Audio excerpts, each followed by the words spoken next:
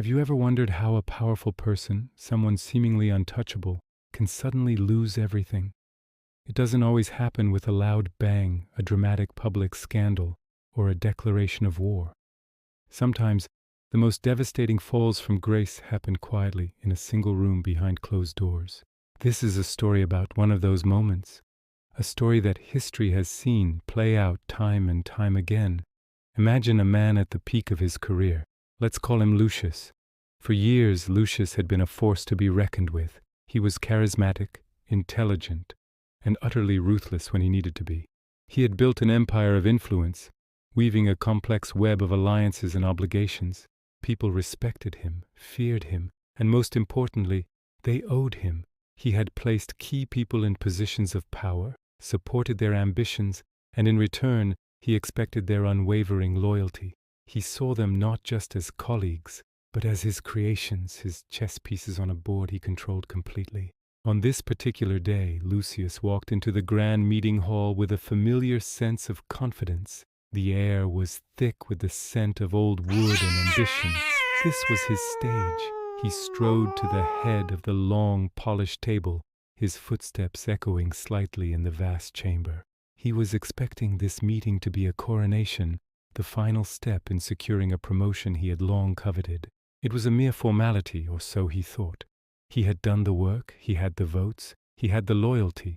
His victory was assured. He looked around the room. All the familiar faces were there, the very people he had mentored, promoted, and protected. There was Gaius, whom he had saved from financial ruin. There was Marcus, whose political career he had single-handedly launched. And there was Decimus, his oldest and most trusted friend, or so he believed. The mood seemed normal, at least at first. There were polite nods, the usual murmur of pre-meeting chatter. Lucius smiled, a victor's smile. He was ready to accept their accolades. He began to speak, laying out his vision for the future, reminding them of their shared successes, of the journey they had taken together. He spoke with the easy authority of a man who believed his power was absolute. He concluded his speech, expecting a round of thunderous applause, a chorus of approval that would solidify his new position. But what followed was not applause, it was silence. A deep, unnerving silence that seemed to suck all the air out of the room. It was heavier than any shout, more damning than any accusation. Lucius's smile faltered. He looked around the table, searching for an explanation. One by one, the people he had counted on, the faces he had trusted, lowered their eyes. Gaius stared intently at a spot on the table. Marcus nervously fiddled with his stylus.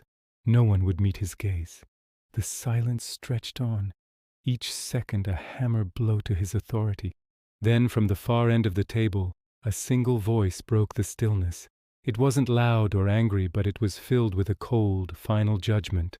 One by one, others began to speak. They didn't shout or accuse. Instead, they calmly, methodically, dismantled his legacy. They spoke of his arrogance, his overreach, his tendency to treat them as pawns rather than partners. Every word was a carefully aimed dart, finding its mark.